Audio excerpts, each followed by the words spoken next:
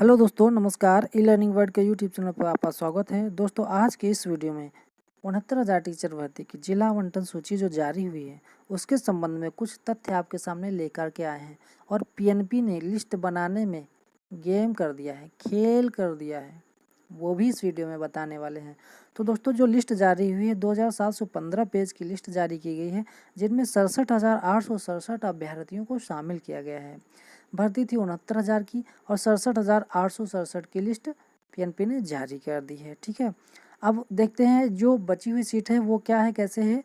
69,000 में अगर 67,867 को घटाते हैं तो 1133 सीट ऐसी है जिस पर किसी भी अभ्यर्थी को नहीं बुलाया गया है। यानी कि ये सीट एसटी वर्ग की है। एसटी वर्ग में 270 अभ्यर्थी पास थे, जिनमें से 1133 सीट अभी बच रही एसटी वर्ग की, जो सामान्यतः नियमानुसार एसटी वर्ग के अभ्यर्थी न मिलने पर एससी वर्ग को ट्रांसफ़र हो जाती है।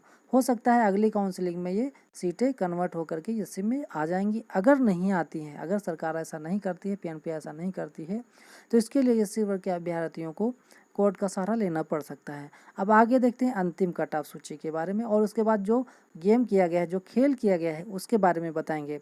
अंतिम कट ऑफ है सामान्य की 67.1 है, और ओबीसी की 66.7 है, और एससी की 61.1 कट ऑफ गई है। ठीक है ना। अगर और इसमें गेम कहाँ किया गया है वो हम आपको बता देते हैं, और कैसे किया गया है वो भी हम आपको बताएंगे। 67.1 और 66.7 के बीच अगर आप अंतर निकालेंगे तो 0.5 का अंतर आएगा। कितना अंतर आएगा? 0.5 का अंतर आएगा। अब सोचने वाली बात है, सोचने वाली बात है। आइए देखिए और सोचिए। अंतिम कट ऑफ जो आई है सामान्य की 67.1 है। सामान्य के पद अगर आप देखेंगे तो 34,000 प्लस पद थे। कितने? 34,000 प्लस पद थे। और ओबीसी की अगर हम देखेंगे तो 66.7 गई है कट ऑफ, और इसके 18,000 प्लस पद थे। अगर दोनों का डिफरेंस निकालें और यहीं एससी की अगर देख लेते तो 61.1 गई है, और इसके 14,000 प्लस पद थे।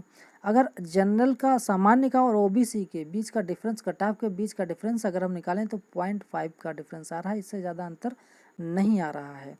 तो अब ये सोचने का विषय है, अगर ओवरलैपिंग हुई है, सही तरीके से हुई है, तो क्या 67.1 से लेकर के 66.7 के बीच 18,000 से ज़्यादा लोग थे? प्रश्न ये है कि 67.1 और 66.7 के बीच क्या ओबीसी के 18,000 से ज़्यादा लोग हैं? नहीं, ऐसा नहीं है। तो फिर क्या गेम किया है पीएनपी ने? आप सुन लीजिए। गेम ये किया है कि जैसे कोई अभ्यर्थी है, उसने अपने ज़िले में जो प्रायोरिटी दी है, फर्स्ट नंबर पर अपने ज़िले की प्रायोरिटी दी है। उसमें जब ये लिस्ट बनाए हैं तो उसमें इन्होंने ये किया है कि सबसे पहला आवेदन उन्होंने देखा है, सबसे पहला ज़िला जो लॉक किया गया है वो कौन सा है। उस ज़िले में अगर कोई भी व्यक्ति हाई गुणांक का व्यक्ति है, अगर उस ज़िले में वो जनरल में फ़ाइट कर रहा है तो उसको सीट जनरल में दी गई है। अगर वो जनरल में फ़ाइट नहीं कर रहा है तो सेकेंड प्रायोरिटी में नहीं गए हैं। सेकेंड प्रायोरिटी में ना जा कर के फर्स्ट प्रायोरिटी में ही उसकी ही कैटेगरी में उसको सीट उसके जनपद में ही दे दी गई, यानी कि फर्स्ट प्रायोरिटी में ही उसको सीट दी गई है। जनरल में फ़ाइट कर रहा तो पहली ही प्रायोरिटी में उसको जनरल में दी गई है, और अगर जनरल में फ़ाइट नहीं कर रहा है तो उसकी कैटेगरी में जा कर के उसी जनपद को, पहले ही जनपद को दे दिया गया है। जबकि ऐसा नहीं होना चाहिए। नियमता ऐसा होना चाहिए कि 34,000 प्लस जो भी सीट आती है सामान्य की, उसमें ऊपर से हाई मेरिट वाले बच्चों को ले लिया जाता है, और उसके अनुसार जिसका जहाँ जो है जिस ज़िले में आवंटन होना होता है वहाँ आवंटन कर दिया जाता है। उसके बाद जो कैटेगरी की सीटें बचती हैं वो बचे हुए अभ्यर्थियों से भर दी जाती हैं। लेकिन यहाँ पे पीएनपी ने ये गेम किया है। इस प्रकार से जो ओबीसी और एससी वर्ग के जो अभ्यर्थी ओवरलैप कर जाते थे जनरल की सीट पर, उनकी ओवरलैपिंग बहुत कम से कम हो पाई है, क्योंकि फर्स्ट प्रायोरिटी में ही देख लिया। जनरल में अगर फाइट किया तो ठीक है, नहीं किया तो फिर उसको कैटेगरी में वहीं दे दिया गया। जनरल में फाइट कर ही नहीं पाएगा, वो वहीं का वहीं रह जाएगा।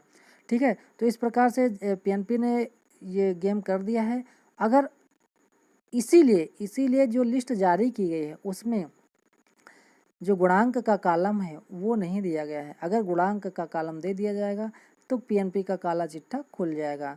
तो दोस्तों, ये गेम किया गया है। अब इसके लिए आपको जो चयनित हो गए हैं उनके लिए तो कोई बात नहीं है, जो चयनित नहीं हो गए हैं उनको इस बारे में सोचना होगा और उस गुणांक को जानना होगा कि वास्तव में शुरू से लेकर के नीचे घटते बढ़ते क्रम में गुणांक है या सीरियल से गुणांक है। अगर ऐसा नहीं है तो आप सिस्टमेटिक तरीके से ओवरलैपिंग कराने के लिए आप जैसा चाहें वैसा अपना कदम उठा सकते हैं। तो दोस्तों फिर मिलते हैं किसी अगले वीडियो में, तब तक के लिए जय हिंद जय भारत।